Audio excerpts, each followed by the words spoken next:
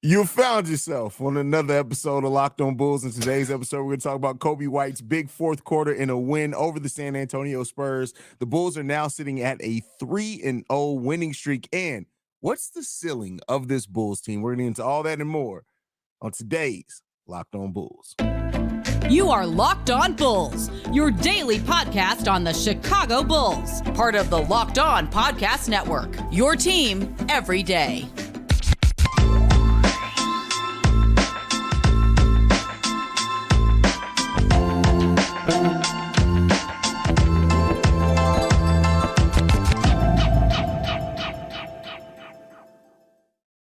Thank you for tuning in to Locked On Bulls, member of the Locked On Podcast Network, where it's your team every single day.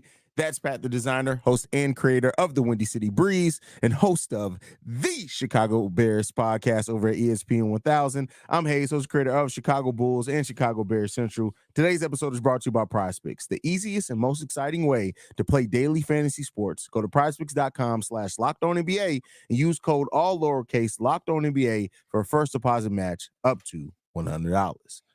Pat, Bulls got another win. We now sit at 3-0. We'll talk about that streak overall in a second. But in this win, this is the kind of game that went back and forth. The Bulls felt like they were on the second of a back-to-back. Wemby was even a little bit winded. Stacey King and Adam were talking about that over on the sideline, just how this is the most games already that Wemby's ever played in a single season in his career. But then we get to the fourth quarter. And in the fourth quarter, there are two players that really stood out, mainly though Coby White going 5 of 5 from the field, 2 of 2 from three-point range for 12 points in the fourth quarter to help seal it. Patrick Williams also got 7 points in the fourth quarter. He had a big second half overall in the game where he finished with 18 points and 4 rebounds, 2 assists, 1 steal, 1 block. How you feeling about the game that Coby White had to help seal this game for the Chicago Bulls today? First off, I love that you put a 3-0 win streak as if there's another way to have a win streak. You could just put a 3-game win streak. I mean, it's just stating the facts. Yeah, I guess so. We did not lose in that stretch of time. But game winning streak, but you know it is what it is. 3-game winning streak. I don't know. We only have so many character limitations there, bro. So I had to make it fit.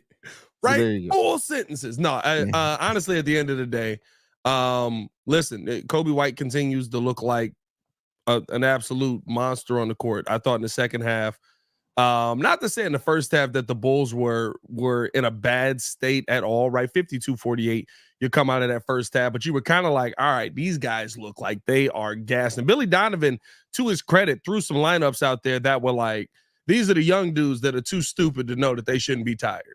Right, like so you had Dalen Terry, you got Julian Phillips on the floor, so a lot of young lineups, a lot of young legs on the floor, but it still was kind of just this very close game the entire time through.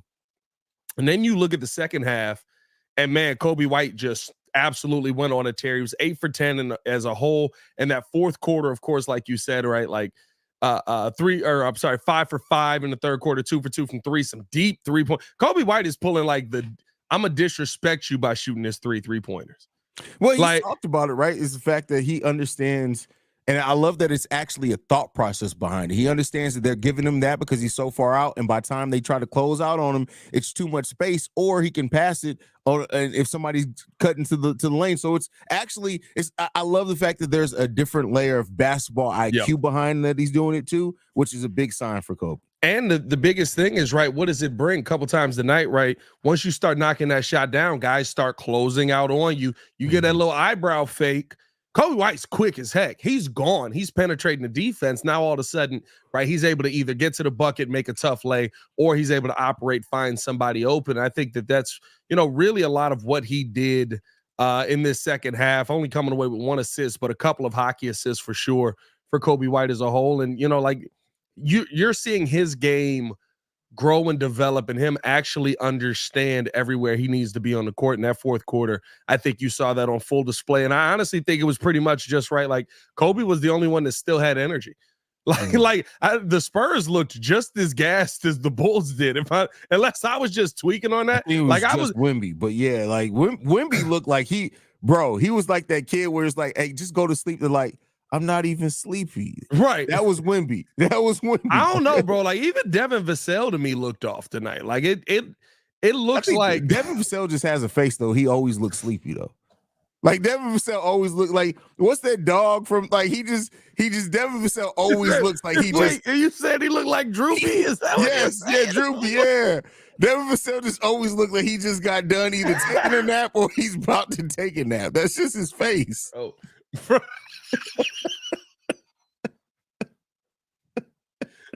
man called Devin Vassell Droopy, bro. I don't know where to go from that. Listen, let me ask you this, right? Is this a sign of even more, right? I feel like every episode we're coming in here asking this question, but is this a sign of even more how this Bulls team has improved? Because last season, right, 3-game win streaks were dang near impossible.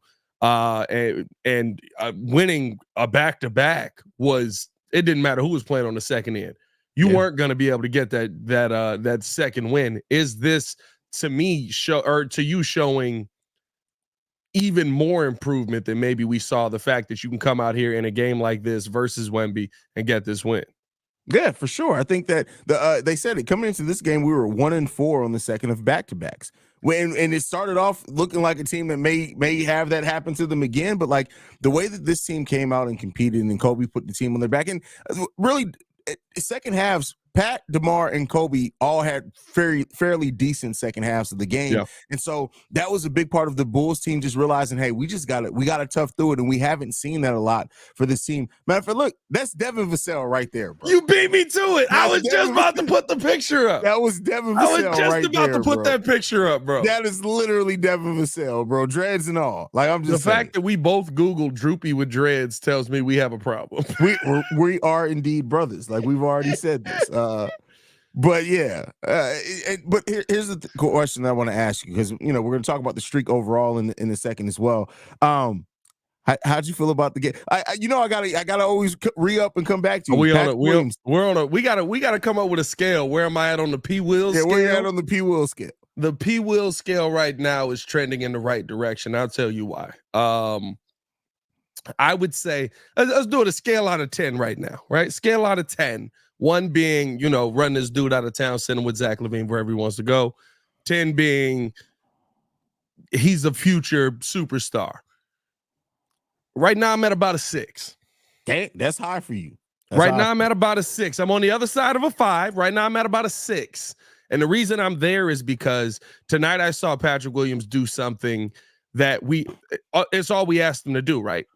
You're not going to get 15 to 18 shots. What can you do with the shots you're going to get?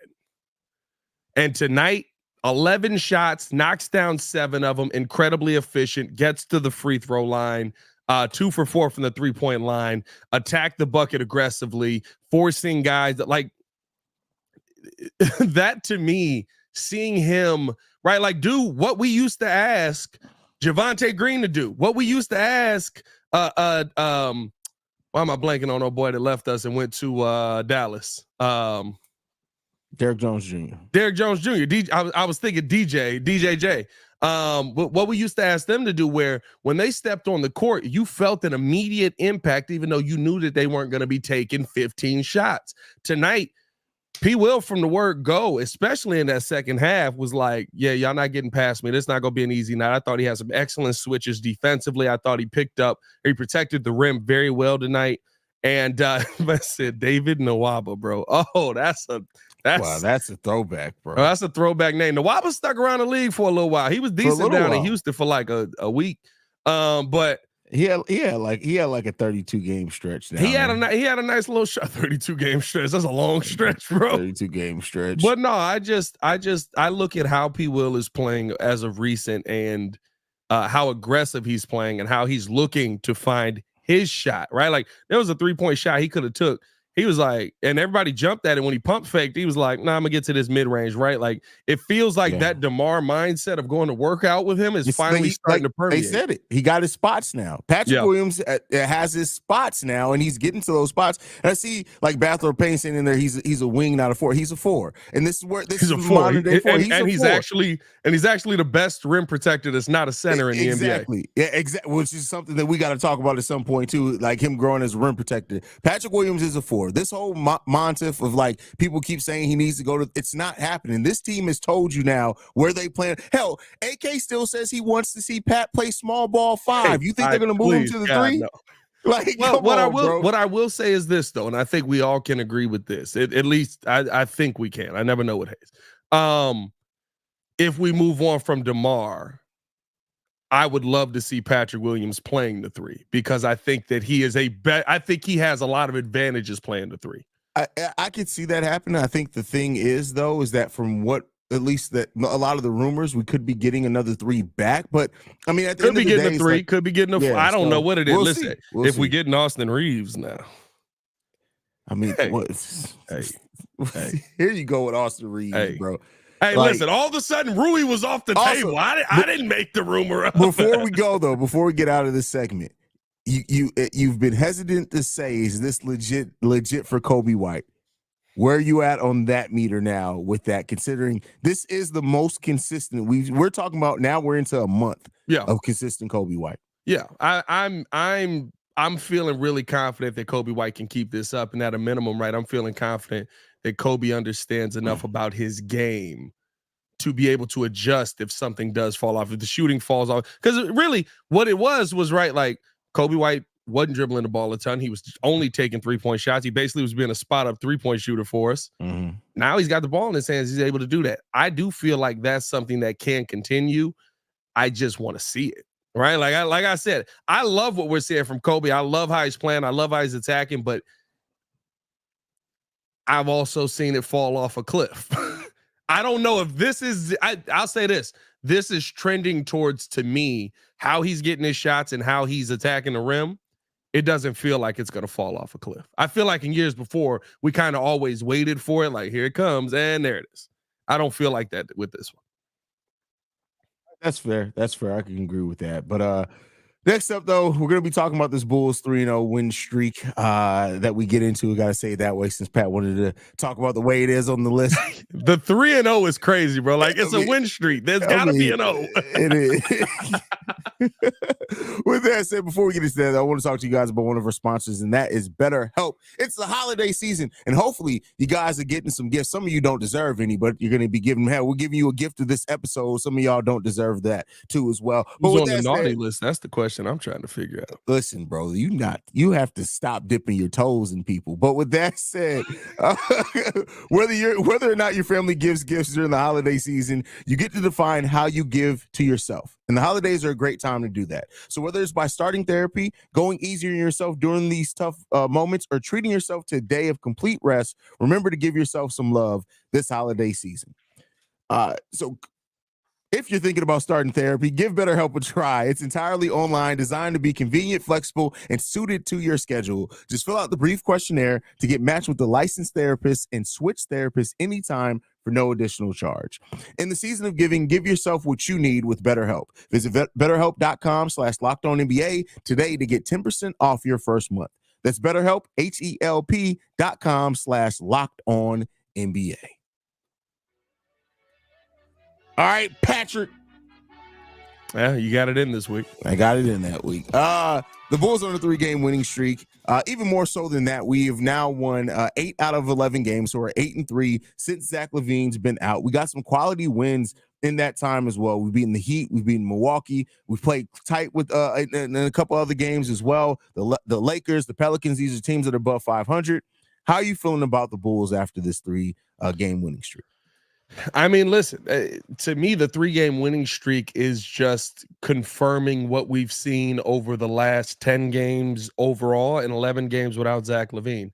11 games, the Bulls are now 8-3 without Zach LaVine. In the last 10 games, they're 7-3 overall.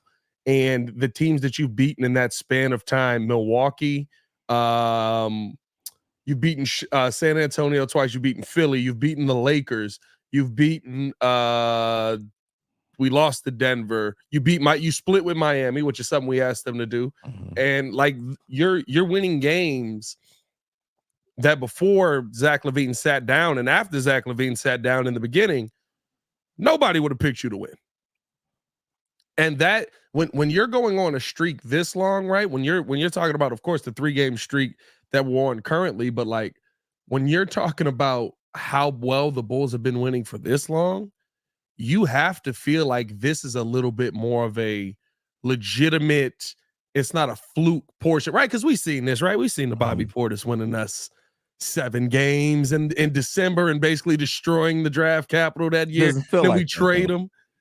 I mean, like we've seen the Nikola Mirotic in February. We've seen the hot month out of Lowry, hot month out of Kobe. This feels like a hot month for the team. And I think that's the thing about this streak that I love the most. When you look at the numbers, everyone's involved. It's not, yes, of course, DeMar DeRozan has a big game. Coby White has a big game, right? But like Patrick Williams evolving as a role player. Nikola Vucevic kind of being up and down, but over the span of this whole thing, he's really been a very instrumental piece for them. Ayo Dosunmu defensively has absolutely been locked in. It looks like the rookie version of Ayo that we initially saw, right? Like you're seeing the entire team take leaps and bounds in the right steps. That to me, when you talk about this 3-game win streak, tells me that there may actually be something special in this season in the long run.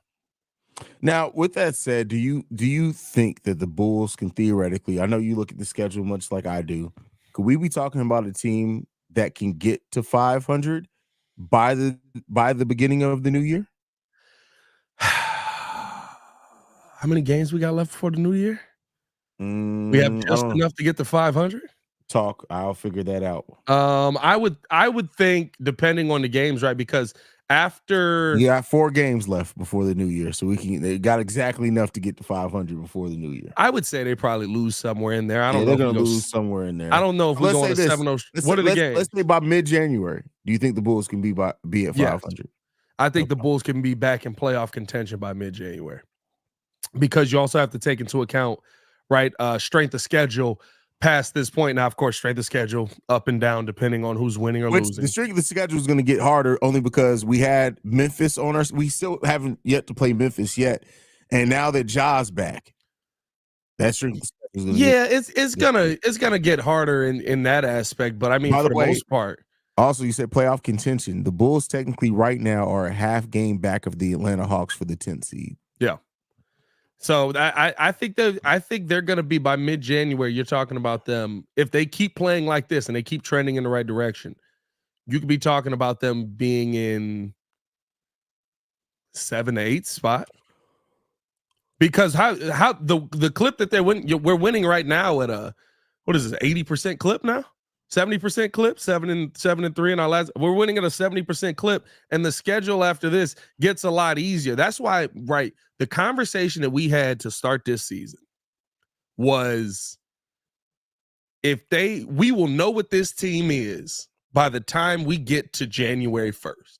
That is what we said. Because of the teams that we had to play. We went through an absolute dogfight in the beginning of this. The fact that we can come out of this near 500, and remember what we said, if they're a game under, a game over, or at 500 with what they started this season schedule-wise with, we can actually be trending in the right direction heading towards the end of this season. I think this team is trending in the right direction, because when you look at the schedule after January 1st, it's a lot of your Spurs.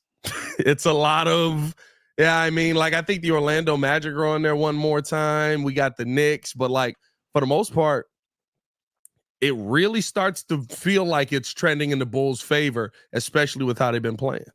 It does. And I think like we've talked about so often, it's the style of play, the heart that this team is playing with is the thing that brings the most excitement, right? Yeah, Kobe's playing great, and don't get me wrong, he should be the storyline for the Chicago Bulls. But it's this grit that we've had, this identity. That's what it is. You've been talking about identity since we took over this show. It only took 2 years. It only took 2 years to build some identity. That's crazy, bro. I mean, listen, like this is how our schedule lays out in January.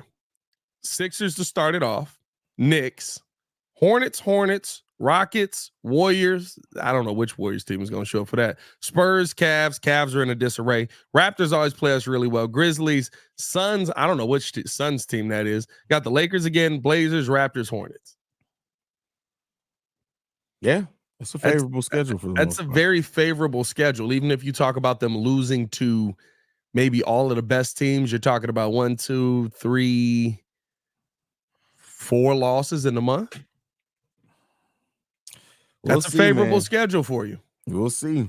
We'll see. So we'll see what it ends up being. Go ahead. Has this at all changed your opinion on Zach LaVine return to this team? And then we get out this segment. I mean, I get it. I hear Casey Johnson, and I do agree with him, right? Like, if there's no value there, do you not bring him back? But like, how do you bring him back? How do you bring him back? Like, what are you going to ask him to do? Come back and sit on the bench? Like, how do you bring him back? We don't get paid to think. You're going to put him in the starting lineup? You get like what? Like, hey, of course you're going to put him in the starting lineup, but how do you bring him back? Prayer. I don't see it. And I'll say this. He was willing to kind of move over and let DeMar kind of be the number one when he was injured. Will he have that same willingness with Coby White, who basically has been like a little brother to him? I mean, let's hope so. We'll see, man. I don't know. My God, we bring him back. That would be so Bulls, right? We bring him back, we start losing everything. My God, please don't send us through that. Hey, man, before we get up out of here, though, we do have to talk about what the ceiling is for this Bulls team, in my mind, without Zach LaVine on the court. But before we do that, we got to tell you guys about PrizePicks. PrizePicks is the largest daily fantasy sports platform in North America. The easiest and most exciting way to play daily fantasy sports is just you against the numbers. Instead of betting thousands of players, including pros and sharks, you pick more or less than on 2 to 6 players' stat projections and watch the winnings roll in. Here's the thing with the basketball season here, you can now pick combo projections across football and basketball for specials. A league created. What the heck? Oh, for a specials league. I ain't got my glasses on. Shut up. A league created specifically for combo projections that includes 2 or more players from a different sport. For example, you could bet LeBron James and Travis Kelce at a 10.5 combo, 3-pointers made plus receptions. And as always, you guys know that you can always bet on Zion Williamson and porn star. To make you some money, PrizePicks even offers a reboot policy so that your entries stay in play. Even if one of your players gets injured for football and basketball, if you have a player who exits the game in the first half and does not return in the second, the player is rebooted. PrizePicks is the only daily fantasy sports platform with an injury insurance policy. So here's all you got to do. Go to prizepicks.com/LockedOnNBA and use the code LockedOnNBA for a first deposit match up to $100. That is prizepicks.com/LockedOnNBA and use the code LockedOnNBA for a first deposit match up to $100. PrizePicks, daily fantasy sports made easy. So I got to give it to Bathroom of Pain on this. It's probably the funniest thing he ever said because he's crazy. But it made me think of this. Zach LaVine basically tried, and when he was doing the thing of just assisting and not taking shots, he basically tried to do the whole, I'm Zach LaVine and these are the Chicago Bulls. And the Bulls looked back at him and said, sit down. Ain't nobody coming to see you, Otis. Ain't nobody coming to see you, Zach. They're coming to see the temptation. That's funny. But I guess we kind of touched on this, man. What ultimately right now, from what we have, of course, new information can come. We got a Zach LaVine trade coming down the pipeline. You would think at some point, maybe even DeMar DeRozan eventually moves on. But how are you looking at the ceiling of this team right now? Without DeMar, I would say this team is probably a play-in team because I don't know how much winning they're going to do. Not to say that they can't win without DeMar, but DeMar is a very good second option in there. I can't sit here and tell you that DeMar DeRozan isn't somewhat important to this team. And so to me, when without him out there, right, who's going to be the second person that's going to step up offensively? With DeMar, I think that this could be a top 5 seed in the playoffs. Like I said, to start the season. Now, top 5, now maybe 5, right? It's still top 5 if you're 5, but it might be 5. That's fine. I just wanted to clarify. But it might. But I feel like the Eastern Conference is very top heavy, and the Bulls have gone through a lot of those teams that we thought were the top heavy team. Mm-hmm. I mean, you beat Philly in a legitimate game against Philly. Like, it wasn't like, oh, they're missing half their team. No, you beat Tyrese Maxey, Joel Embiid, right? Like, you put in work versus that team. You got them coming up in January here. The home and home at that. A home and home at that, right? Like, yeah. You beat the Lakers already, and now you got to go out to LA to do it. We lost. Did we play this? We lost to the Suns, right? Did we get cooked by the Suns? Have we played the Suns? I don't remember. I'm not even going to act like I remember. Did we play? I feel like we did play the Suns. I feel like we did play the Suns. That was Bradley Bill's first game back. I don't know if we got cooked or not. I think we got played cooked. the Suns. We might have got cooked. But at the end, but at the end of the day, overtime 116-115. Oh, that's right. I remember it. I know exactly what game it is. Domestic violence, bro. Yeah. My PlayStation is still broken. Homegirl domestic violence. Yeah. That's how you say that, bro. That's exactly how you say it. Oh, the homegirl abusive. The homegirl violence. Hey, bro. You like getting punched in the face? Hey, that video lives rent-free in my head, bro. I'm not gonna lie to you, bro. That video lives in my head like constantly, bro. Constantly lives in Andre Drummond's head. But at the end of the day, like that sounded crazy. Yeah, it was insane. You've been living on the edge here lately, bro. Ever since the dipping toes in people. It's been no glass pad is different, bro. I couldn't see it coming. But at the end of the day, I look at this team and I feel good about like the games, even the games like that with Phoenix, right? Like the games where we lose to some of these big name teams, it felt like they should have won. Mm-hmm. It felt like, like it doesn't feel like, man, they did something that we couldn't stop. No, it felt like we sold ourselves in that game. And so, I think the ceiling for this team could be, especially depending on how you finish out this year. Relax, Dan Mile. I think that, you could be talking about this Bulls team. If you finish out right 15-17, 16-17, don't be surprised if we're talking about them by the end of January as a top 5 seed in the Eastern Conference. That would be crazy considering everything that we've been through. It's a long NBA season, bro. That's why I tell everybody, don't be making these long-term predictions on a full NBA season. I literally said, remember, I was like, I think they genuinely like Zach, and when they trade him, they'll start playing better. Like, I just thought it was like, all right, you gotta move on from them. Like, it's a weird season. The NBA be a weird season, bro. Like, there's somebody in the playoffs right now. Like, who's in the playoffs right now that's gonna fall out the playoffs? Ain't Cleveland in right now? They about to nosedive out the playoffs. Yeah, right now Cleveland's the 7th seed. Yeah, not a chance. Not a chance. They finna have to trade Donovan Mitchell. He gonna be on a different team by halfway through the season.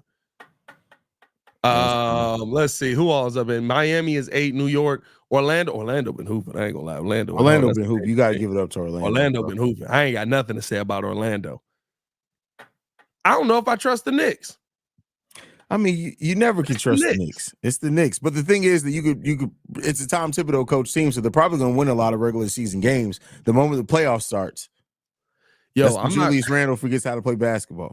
I'm not gonna lie to you, bro. How Pacers fans been beating their chest, I would have thought the Pacers was the top 5 seed. These muds a game above 500, bro. Like,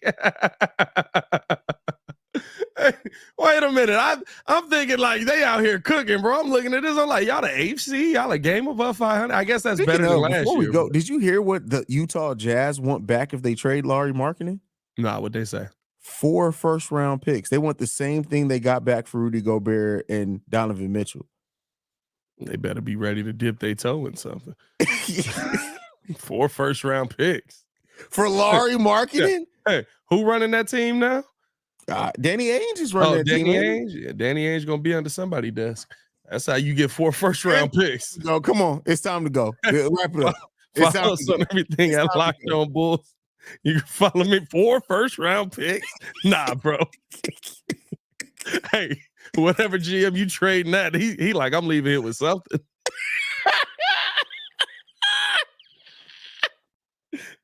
I'm leaving here with something. Oh, man, you guys can follow me at CEO Haize.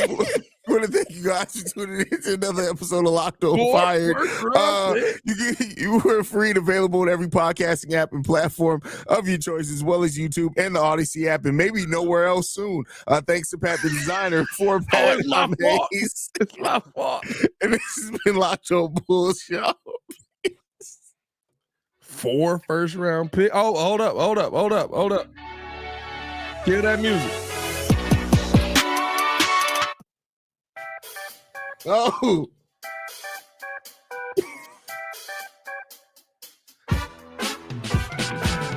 Hey. C-Red. Danny Ainge.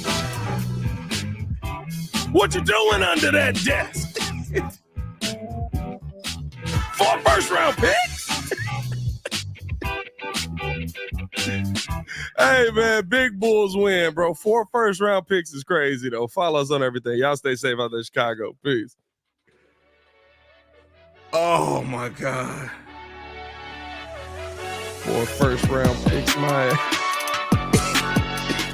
Wouldn't trade Larry Markkinen for 2 first-round picks in a litter of seconds.